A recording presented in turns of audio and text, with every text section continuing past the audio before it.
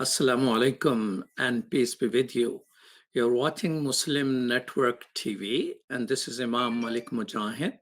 We're always there on Galaxy 19 satellite and Muslim Network.tv, but also on Amazon, Fire TV, Roku, and pretty soon on Apple TV as well. I will have an interesting show about a place many of you may not have heard of it. It's called Sri Lanka. And Sri Lanka is a beautiful place, beautiful people, but war, terrorism, and Islamophobia cycle is a killing cycle. Unfortunately, that cycle has arrived in Sri Lanka. It was October 15, 2014, a while ago, when an editorial of New York Times was curious enough because of its title for me to read. It was called The Deadly Alliances Against Muslim. And it alerted the world. It was editorial, not an article, not an op-ed, but editorial by editorial board, pointing out that Sri Lanka, Buddhist extremists there, Buddhist extremists in Burma, and Hindu extremists in India are collaborating and conspiring with each other against the Muslim communities. Muslims are a minority in all three places, more or less the same 12%, 10%, and a little lower.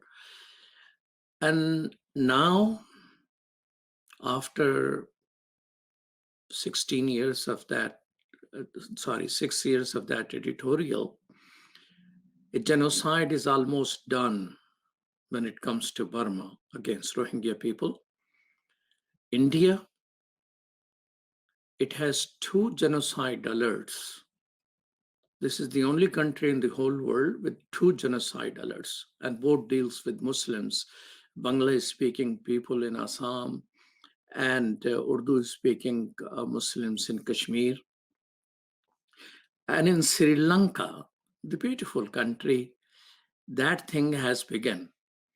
And that cycle has arrived there. Essentially, all 3 countries now have anti-Muslim government who have instituted clear policies against their minorities, especially against Muslims.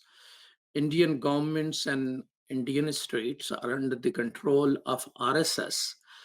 This is the largest paramilitary force in the world. President of India, Prime Minister of India are card-carrying member of RSS. So are most of the cabinet member and the population in general on the street. Actually, Israeli paper wrote why Hitler is so popular in India. There are Hitler's cafe and Hitler's book are taught in the business school, and Hitler is all around.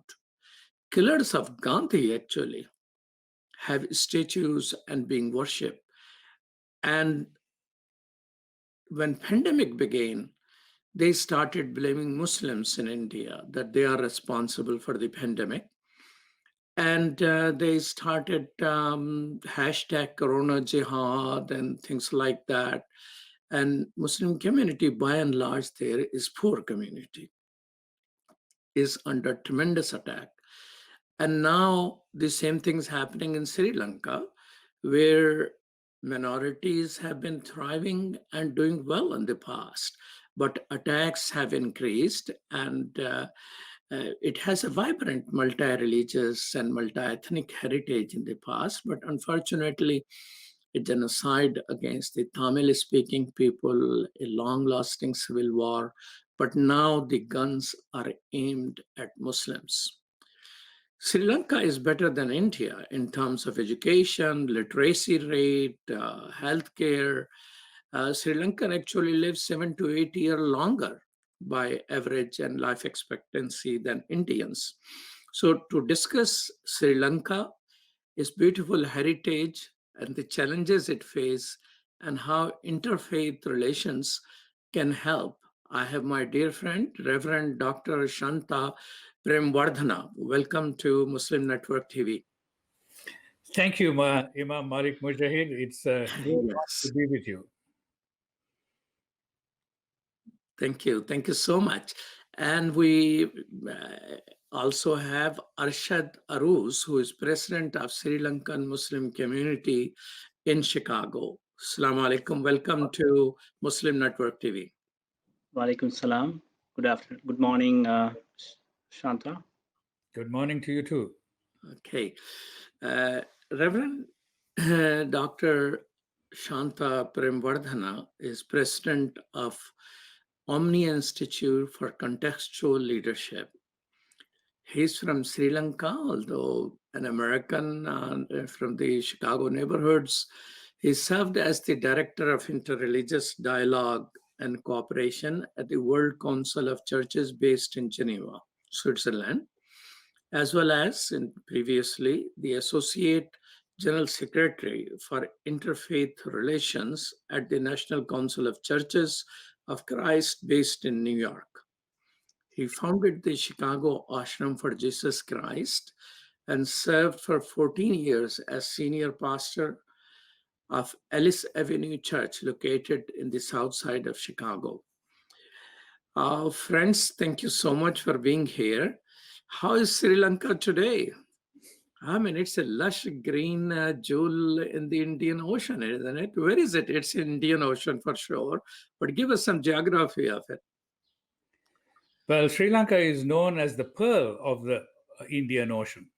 And that is because if you think of India as a necklace, Sri Lanka hangs like a pendant upon it. Over the past few years, we have begun to think about it as the teardrop of the Indian Ocean, Oh, no. largely because of what has gone on. We had a 26-year-long war with the militant group LTTE that came to an end in 2009. And then, and over the years, there have been discrimination and violence against Christians and Muslims from time to time, but recently that has increased. So human suffering in Sri Lanka has increased in many different ways. And so the teardrop becomes an apt description. Okay, so from the pearl of Indian Ocean to teardrop. I think its population is about 20 million, or it's more than 20 million. 22 now, I believe. And it's obviously been growing. It's a rather dense country. It's not very big, you know. I mean, 250 miles north to south and about 150 miles east to west. And particularly in the cities, there's the population is quite dense. Okay. Arshad, what is the percentage of Muslims there? I think it's around 10% of Muslims. Okay. Yeah. And Shanta, I hear about 7-8% Christians. Correct. Yes, about that amount, mostly Catholic. Protestants are much smaller in number, but large Catholic community, about 6%, I would say. Okay. And about 13% Hindus, and the rest of the about 70% are Buddhists. So it's essentially by and large a large Buddhist population. Indeed. Yes. Sri Lanka is known as the cradle of Theravada Buddhism. It is thought that the Buddha himself visited Sri Lanka and therefore and entrusted the Buddhist Dharma to Sri Lanka, and therefore there is a sense of not only ownership but guardianship of Buddhism within Sri Lanka. Hmm. Are they worried about this 30% non-Buddhist population? In India, they project a huge amount of fear. Same I found in Burma. I work as chair of Burma Task Force. So in Burma, there is a huge fear that they are being taken over by Muslims and Christians, although they are very small percentage. Same fear is being used by Hindu extremists in India. Is this the same case in Sri Lanka? Yes, I think recent events shows there is a vibe among the community, especially from politicians. They are, in order to win votes, they are using this is one of the way to increase the this kind of violence and increasing propaganda saying that number of people born for Muslim communities and number of people born in other majorities, comparing those numbers. Also, they're showing the how much, what is the percentage of people are involved in certain sectors like business or education, who is holding these positions.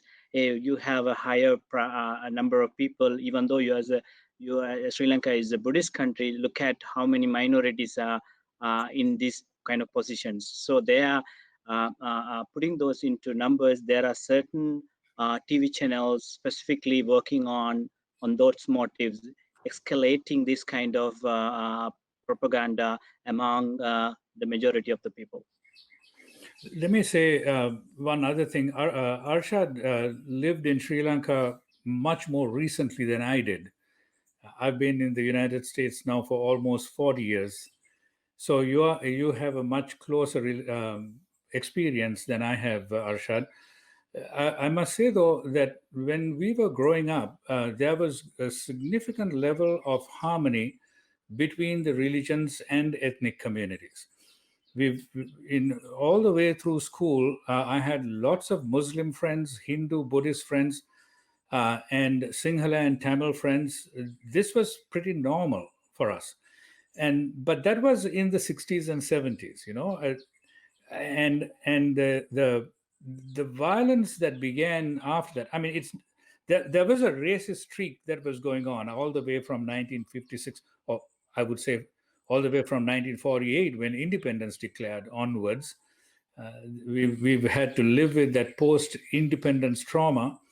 1956 saw a framing called Sinhala Buddhist come about, which gave priority to those who were ethnically Sinhalese and religiously Buddhist, which excluded everybody else, including Sinhalese Christians like me, and excluding Muslims and others, and Tamils. So that's the legacy that we've been living under, even during the period that I'm talking about, where we saw a lot of tolerance. But this underlying racism, I think, blew up in the 1970s, late 70s, and coming up to 83, when we had the LTTE, or the Tamil Tigers, come up. And they came up because the Sinhala racism created a whole pogrom in July of 1983, and that led to this long war. That sense of violence that we sort of, I feel like we've accepted the norm, that norm of violence, in spite of the fact that we are a Buddhist country that values nonviolence a great deal. We've actually learned to be, I believe, quite violent over that period of time, and that then, now once the war with Tamil militants is over, now you have a situation where Christians were targeted, and then Muslims were targeted. So this is a part of the legacy that we are living with. You're saying that the nationalism has a special, unique brand that Sinhalese, which is the majority ethnic community, that you have to be Sinhalese and you have to be Buddhist to be able to part of that. So it is grounded in the history, but it has built itself up to power now. Yeah. But Sinhali, Sri Lanka, because of its education and because of their different worldviews, and it constitutionally declaring itself to be a socialist country, not a Buddhist religious country, it seems like there have been up and down of this extremist movement.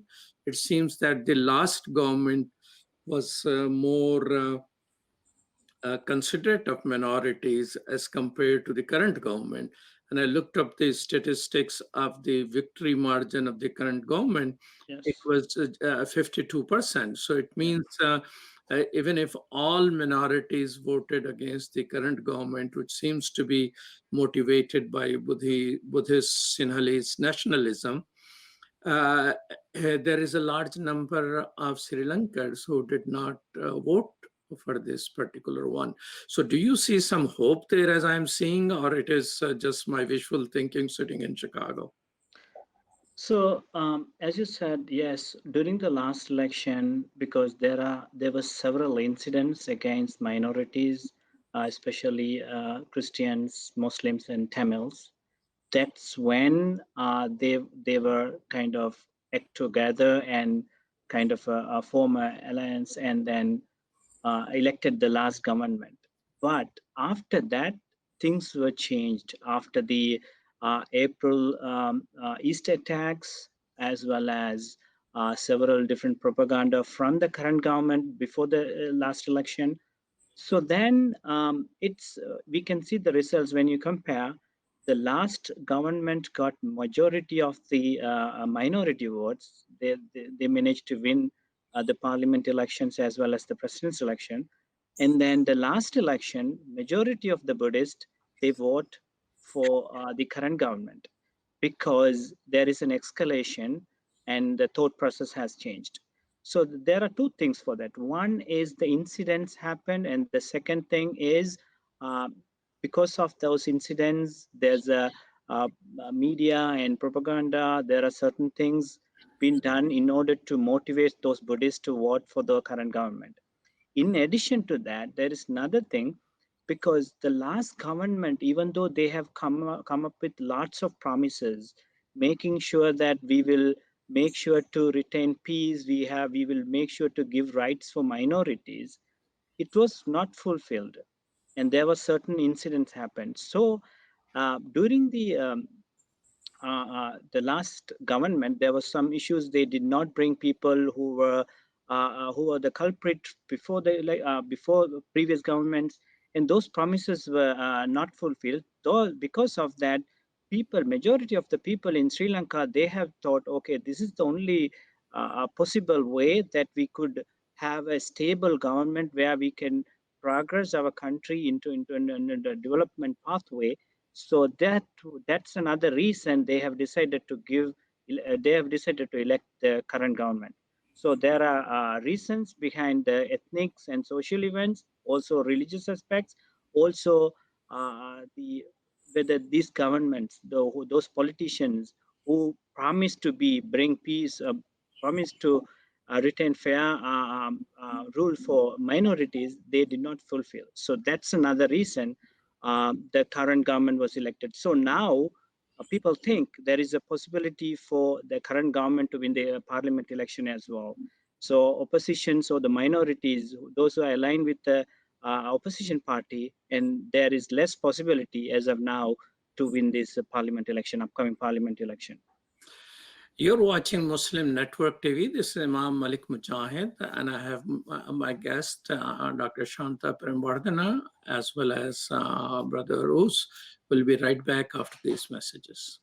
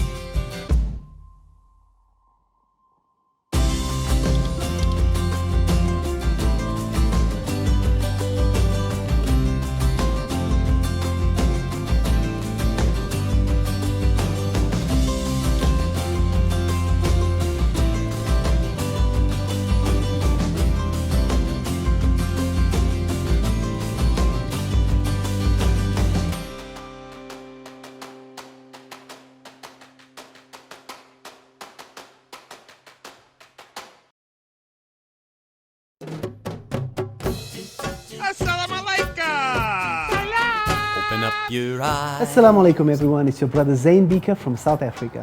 One of the first educational programs ever produced for Muslim children was the ever popular Adam's World series. The colorful and comical Muslim puppets stole the heart of a generation. Sound Vision will be releasing brand new episodes of Adam's World with the launch of a Adam's World app. Subscribers will enjoy new Adam's World episodes as they are released, as well as all the classic episodes of Adam's World. So visit adamsworldapp.com now to learn more, subscribe and enjoy new adventures of Adam and his friends. And let's keep helping tomorrow's Muslims today. Assalamu alaikum. Adam's World. Believe me, there's a lot to see. Bismillah. Let's explore.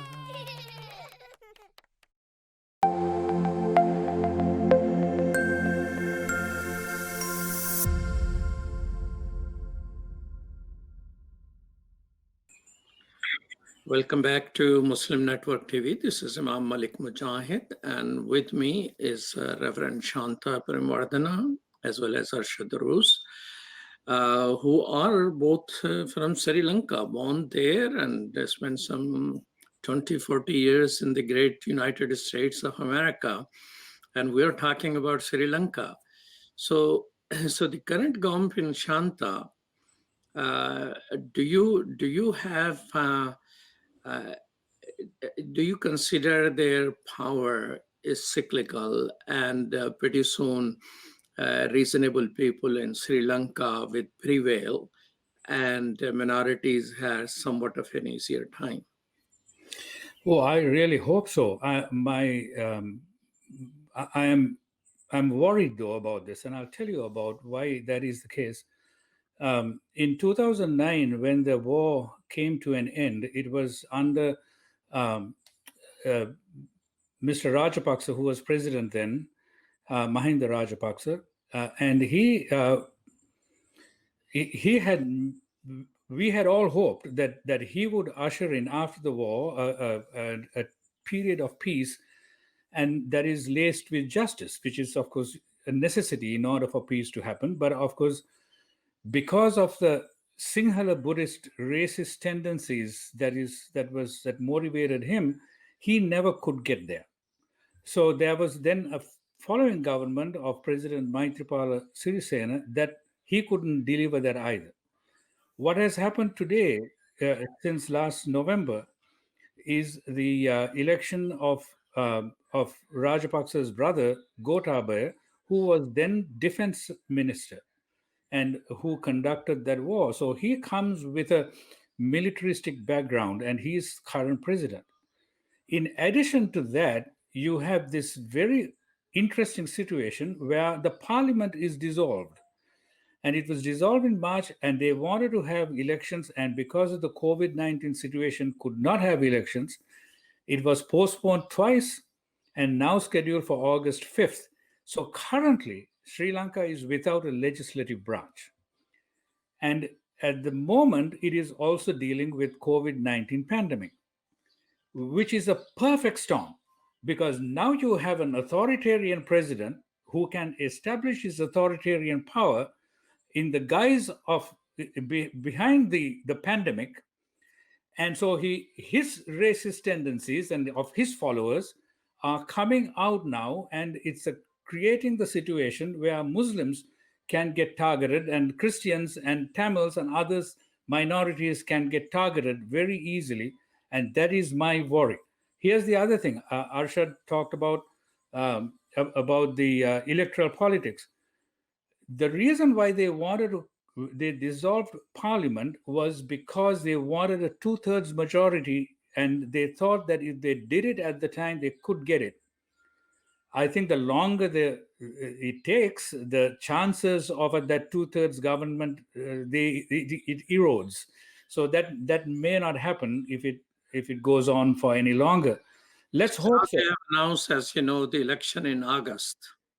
August 5th is the date. Yeah. And if that happens, if they get a two-thirds majority, then you've got the legislature and the presidency, the executive, in the hands of pretty much one family that has proven to show their racist attitudes. Hmm. So minorities, what is the thinking among minorities? I mean, now they are without any precedent, without any scientific need, they are forcing Muslims and Catholics who do not cremate their dead bodies. They are forcing them to be cremated, Yeah. despite so although there are not many deaths, but it has sort of a psychological trauma on people who culturally and religiously are used to some particular respect and a type of funeral and burial to be just forced just by without any consultation process and all that. But also I heard that in the first time in the history of Sri Lanka, in the ministerial level, there is zero participation of Muslim minority. What is the situation for Christian minority? Are some of them in the government? I don't know the answer to that at the moment. There are parliamentarians who are Christians, I know that, but whether they are in the executive, in terms of being ministers or in the executive branch, I'm not entirely sure about that. So Arshad, do you think minorities are away from any participation at this moment? Yes, so when we look at the current government, like elected president and his party, after the presidential elections, though I think they took over, and then the when you look at the people they have assigned to different roles, different ministries, so all of them uh, are non-minorities. Those are from Buddhist, and there was one or two folks from minorities. They were actually from I think Hindus. I am not sure we have any Christians or Muslims, but when you look at the next election, who will be running for these elections, especially from places where Muslims, especially in Western provinces and some other provinces, you rarely see a Muslim or minority candidates running from their party. There are few folks in the national list. I'm not sure what is the purpose of it, but whether they will be given a seat into parliament. The national list is something when you win in a district, let's say you win like among 15 seats, you win like 12 seats, you will get bonus. This So is you will be able to place interesting. somebody in. This is very interesting that the majority of the ruling party does not have any candidates from the minorities. Yeah. Same thing in Burma. There's not a single Muslim who have been given seat by any party whatsoever. Same thing is true for the Indian ruling party. I mean, I mean, I don't know if it could be considered a conspiracy theory, but New York Times in 2014, writing in its article that these extremists, who at that time were not in power as much, a little bit in Burma, that now they're doing more or less the same thing, isolating people from there.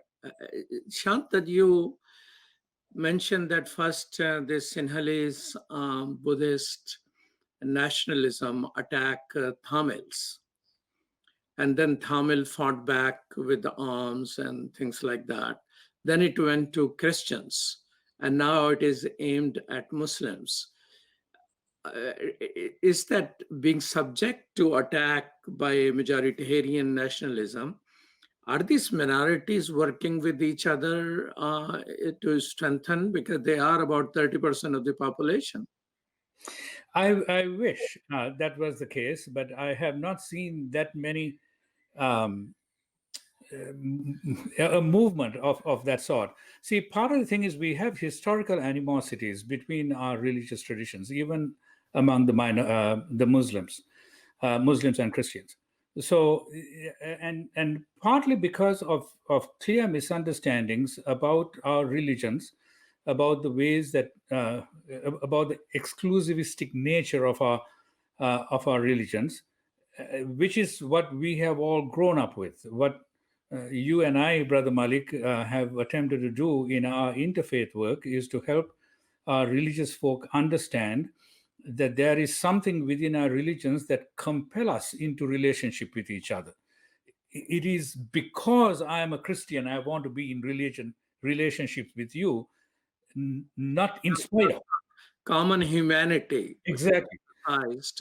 So sometimes we overlook that our teachings are emphasizing that common humanity of. The problem is, I'll tell you, I'll talk to you in the Christian circumstance. For 500 years, we've been under colonial rule, and with the missionaries who came with that, that's how Christianity came. And what the Christianity that came was of an exclusivistic nature. Therefore, with the idea that Christians are the only ones that are going to heaven and everybody else, Muslims, Buddhists, Hindus, everybody is going to hell. So we shouldn't have anything to do with them. In fact, every time you do have something to do with them, you will be diluting your faith. This has been the predominant teaching among Christians, and this precludes us coming together, even if it is to save our lives or to prevent racist attacks from happening. Even if we were to create an electoral majority, this theological problem creates an issue for us. And I think that's one of the things that we really have to get beyond. Well, yeah. I can tell you, Shanta, something in Chicago. There is a Christian college which invited me to speak about peace. And, I jumped on the opportunity. Of course. And I went there without doing my research. I should be blamed for that how extreme evangelical positions they have about peace. Once I arrived there, there were just me and there was somebody else who was leader of 3 churches. They asked me to speak first. So I spoke first, commonness of humanity and need for peace and people working on common cause. And I drew from the prophetic examples and our belief in all the prophets and all the books. The gentleman stands up and he says, there is no peace except unless you believe in Jesus. Yeah. And then it went all the way to hellfire, brother, while I'm sitting there. And somebody asked a question. So instead of a conversation being focused, you have your theology, I have my theology. But where's the commonness of humanity? If I don't believe exactly the way you believe, and you don't believe exactly the way I believe, there is a difference, right? But how do we coexist? How do we move forward? That's where the concept of peace and commonness comes in. Indeed. And I was just shocked. There was not a single, there were about, I think, 100 or so students and several leaders. There were evangelical Christian college somewhere in a beautiful area in suburb of Chicago. And I did not have a 1% who came forward in sympathy of my position. So you're talking about Sri Lanka, I'm talking about Chicago, that exclusivity. But I thought the Christians and Muslim in Sri Lanka have a level of solidarity. I mean, Catholics were attacked by the terrorists and they came forward with the forgiveness and working with each other. So what are the, when I will take a short break, when I come back, I want to say, what is it there which we can build on because, Sri Lanka is a beautiful place. I mean, in any places I see palm trees and lush green, I consider that to be a beautiful place without even visiting it. And so I keep saying it's a beautiful place and good people I have known. So what minorities working with people who are Buddhist and good people? I know good Buddhists are beaten up there also. And I'm aware of the photos and images. So when we take this short break, let's dwell on it. What is there which people can build on to liberating Sri Lanka? I must say, beautiful country, from fear, hate, and anger, and turn that tear of of Indian Ocean back into the pearl of Indian Ocean. This is Imam Malik Mujahid, and you're watching Muslim Network TV. We're on Galaxy 19 satellite, as well as on muslimnetwork.tv and Amazon Fire TV and Roku, and we'll be right back after these messages.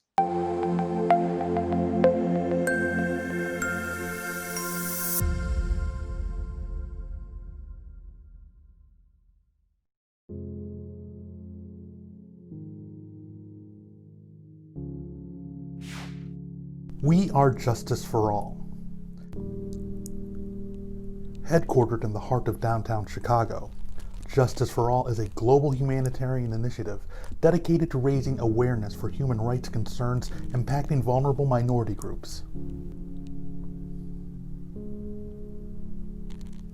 We promote policies that protect religious freedom, address the root causes of mass displacement, and recognize the plight of refugees and forced migrants. Our diverse team of staff and volunteers, led by Imam Malik Mujahid, work tirelessly to help Justice for All achieve their goals. Past campaigns covered a wide range of humanitarian concerns. Through Bosnia Task Force, imams and leaders of Chicago's Muslim community worked to ensure Bosnia became a top national issue.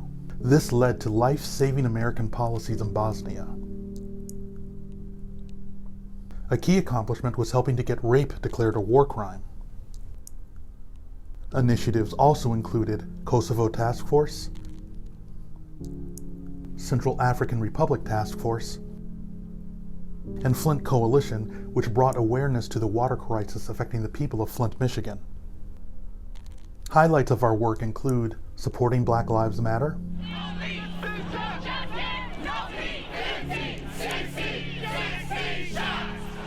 Parliament of the World Religions, addressing climate change.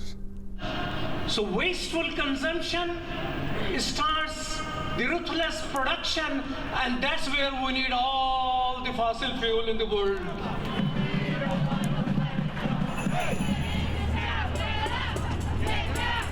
And prominent media exposure.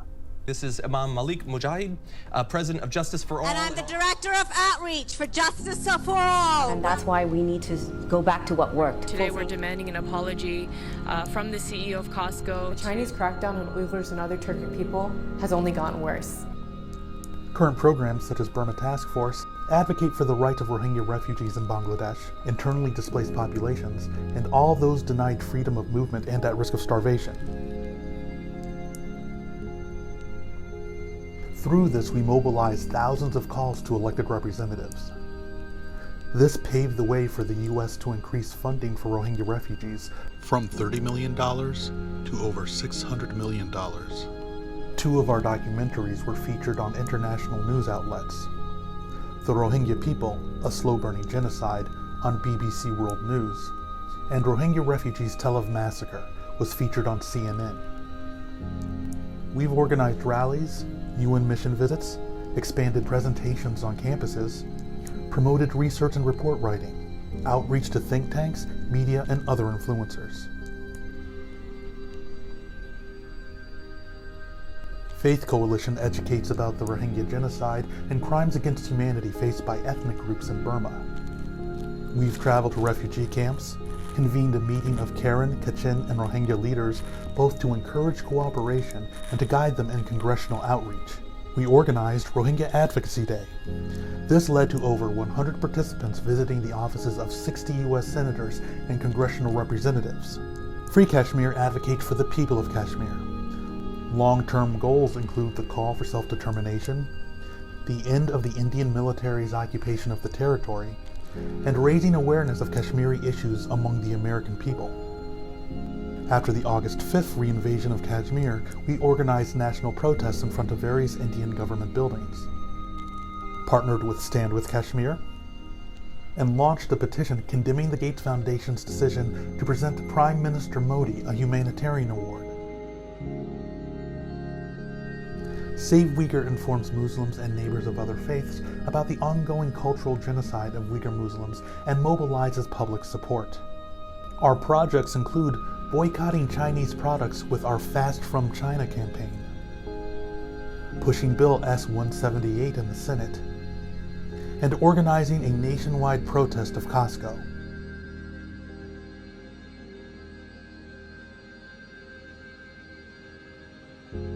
Together, we can continue to stand up for justice.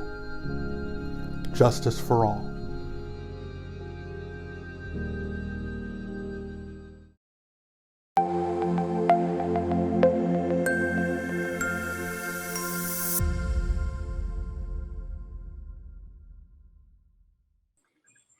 Welcome back to Muslim Network TV. This is Imam Malik Mujahid. I'm talking with our friend Shanta and Arshad about Sri Lanka. And before the break, we were talking about the difficulty of why minorities in Sri Lanka are unable to work with each other. So give me a couple of things of hope, and then I would like to ask, what are the 3 things which Christians should do in Sri Lanka to be able to connect with majority as well as other minorities better? And I would like to ask Arshad, who is a Muslim, president of Sri Lankan Muslim Center in Chicago area, what are the 3 things which you think Muslims should do to be able to better connect with Buddhists as well as Christians and Hindus in Sri Lanka? So give me some hope that human beings can work with each other. Brother Malik, let me tell you a story about what we do, my organization does in Sri Lanka. We build what are called interfaith peacemaker teams in different parts of the world, but also in Sri Lanka. There are 20 of them in Sri Lanka now. These are interreligious groups, Buddhists, Christians, Hindus, Muslims, who come together to collaborate with each other, learn how to do that, to build power and address questions that are arising from the ground in their community. The story I want to tell you about is about a little village in the East Coast called Perianilavanai, which is south of Batticaloa in the East Coast. The what we call IPTs, the Interfaith Peacemaker Team there. When I went about a year ago now, more than a year ago, was in a really huge struggle between Muslims and Hindus in that community. Partly because there was so much misinformation that's going around about Muslims, particularly on a question around how Muslims are promoting contraception or making people infertile, making women, Sinhalese women, infertile by giving medicines or mixing various things into their food, so people wouldn't go and shop in Muslim shops, for example, because of fear of getting infertile. The idea being, if Muslims will grow in number and Buddhists will reduce in number. This was one of the rumors on which Facebook apologized because they were responsible for 2018 right after the research, and this was one of the rumor. It has spread all over the place. In this particular village, Hindus and Muslims women were fighting over this question, and there was, and then came the attacks on Easter Sunday. Remember, East Coast, just south of Batticaloa, is a town called Katankuri, out of which some of this terrorist activity arose. And so there's a huge amount of animosity going on with the Hindus there and the Muslims there. But the story is how our leader in that interfaith peacemaker team, a woman named Devika Devanesan, who's a Christian woman, managed to bring the Hindus and Muslims together and help them work out the differences, understand the problems of rumors that are going on, and discover how they can work together in a self-help project that they had begun in the village. The following time I went, this was in February of this year, just before the COVID situation happened. I was there, And they were actually working together 6 months or 8 months later after that first event. This is possible, which the story is simply to say it's possible for Muslims and Buddhists and Hindus and Christians to work together. But we need to get beyond the original animosities, the rumors, the theological problems, and help them understand the real issue is economics. The real issue is that people don't have money to live on. And now, just as an aside, the COVID-19 situation has created a huge problem of economic dislocation in these communities. And so the problem continues. So for us to be able to say, let's address the poverty question, let's address the self-help question. How do you build community-based industries so that you can all survive and do well? The more you work together, the more you are able to make these things work. Hindus and Muslims working together. That's, to me, a really valuable story of hope. Well, thank you so much. Are there, Arshad, Muslim community engage in interfaith relations with different people in the society? Yes, there are. So as you ask me, the certain things what we could do in order to establish a good relationship between other communities. One of them, I think, it is to have. Now we see that, especially in here in the States, we learn about other religion. We take some class at school or some other level, knowing about other religions. So we have to come up with a way for people who are interested in learning about other religion. We have to have kind of a knowledge sessions or seminars for other parties to come, other religion people from other faith to come and learn. So that will resolve lots of misunderstanding. That's one. The second thing I would think, we also have to have some projects, some common projects like social projects, or building some houses, or giving some having some health clinics, collaborations between different communities. So once we do that, we can reach out to a larger community. For example, Muslims can reach out to Christians and Tamils or Hindus, and Hindus can reach out to Muslims. So it will build a strong bond between them. The third thing they have to do is to, we see that I probably see lots of not lot, I mean, decent amount of Christians in government offices as well as the forces and police stations, police offices. And we rarely see Muslims participations. I have talked to several faith leaders in the country. In order for us to have a good representation, we have to encourage our youth and who are qualified for those positions. We see lots of Muslims, educated folks, like other faith leaders, people from faith, but the things, we don't have a lot of people in forces and civil services, or like in some other social services. So we have to make sure to build a community where we can represent those, so that we can work towards a common good.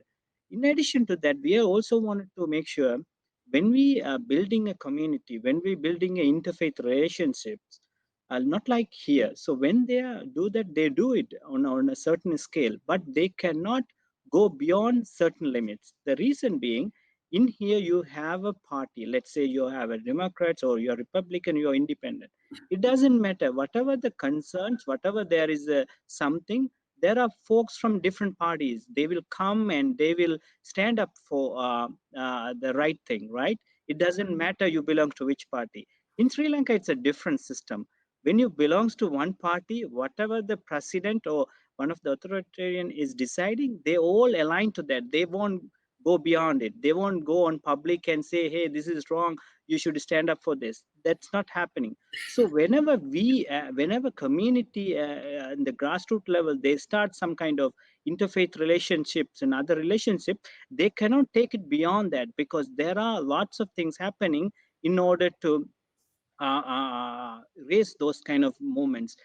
There are Let threats. me ask you, uh, the way your Islamic centers or Muslim are organized,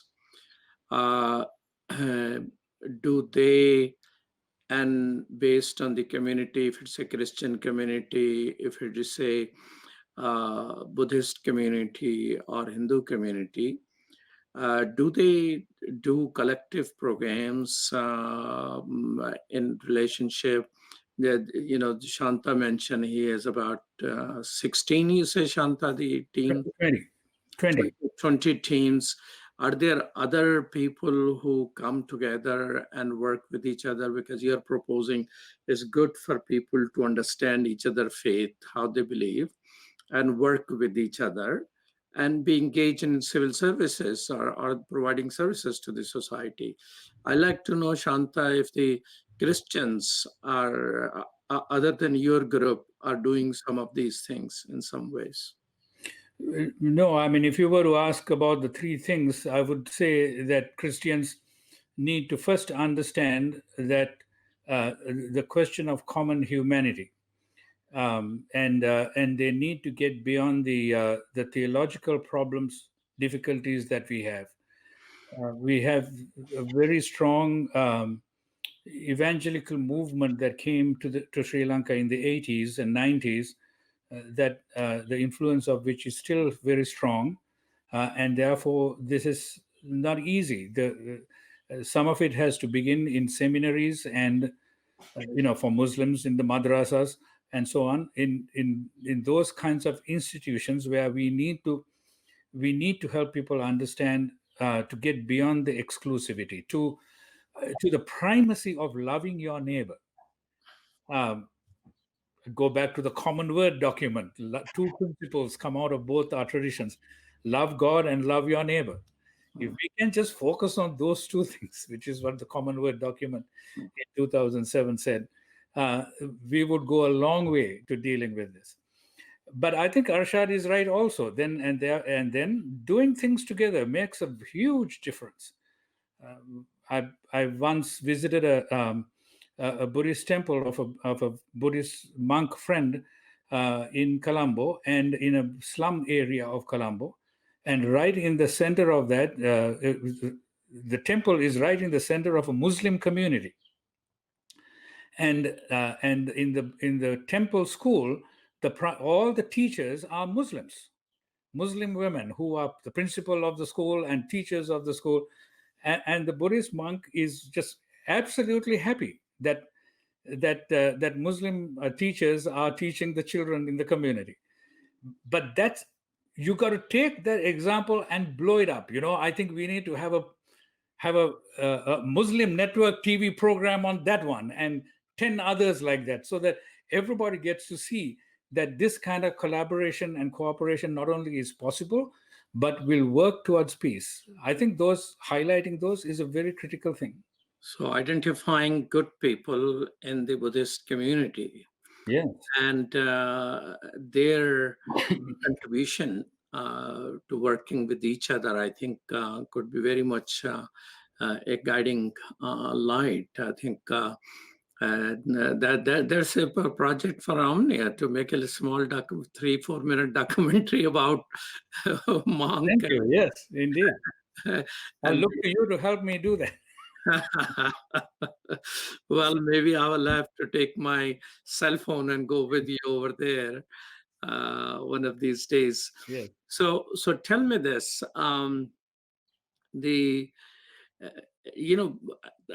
as we're coming to conclude, I like, at one time Sri Lanka was known as Ceylon. What happened to that name? Ceylon. Ceylon. Ceylon, yeah. Yes. The colonialists didn't know how to pronounce hard names. You know this. They call Mumbai Bombay and Chennai Madras, and Sri Lanka they call Ceylon.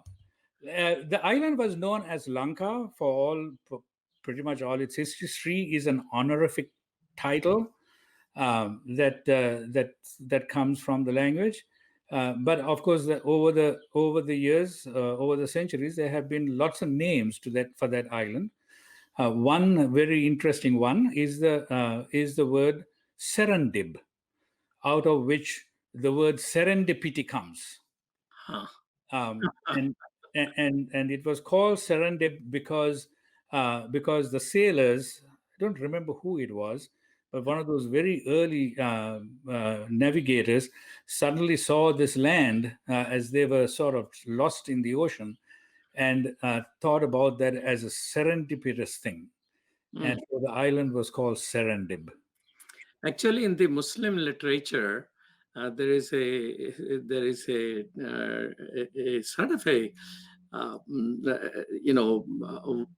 the guy like Vasco da Gama, or more known Ibn Battuta. He calls it. He writes in Arabic Serendib. Serendib, yes. Yeah. So Ceylon was the name given by British because they couldn't pronounce Sri Lanka. That is my theory. I don't know. Arshad, do you think so also? Yeah, so I have seen in some places, you both probably aware of it, in some scriptures, not sure that's a valid thing. When God has sent Prophet Adam to the land, he lands in Sri Lanka. So that's where they call Adam's Peak. Still, they call Adam's Peak. When you read those history, you will be able to see that that's a mountain there where he lands. And so I don't know, like more information whether this is an authentic. So you will come in conflict with that with Africa, because all the science and Africa are combined. That humanity began there. Okay. So you maybe he sailed from there from Sri Lanka after landing to Africa. Yeah. You talked a lot about how Sri Lanka is such a beautiful country. We often think about it as the paradise that the paradise. That was the original Garden of Eden. In fact, Sri Lankan Airlines has a slogan that says "a taste of paradise." Oh, exactly. All right. It is indeed a beautiful country. There is no doubt about that. Well, thank you so much, Reverend Shanta Pradano and Arshad Darus, for being with us on Muslim Network TV. Thanks for having us. I'm Malik Mujahid, and you're watching, thank you. You're watching Muslim Network TV on Galaxy 19 satellite, also on Amazon Fire TV, Roku, as well as muslimnetwork.tv. Thank you so much. Stay tuned for continued programming on Muslim Network TV. Peace. Salam. Thank you.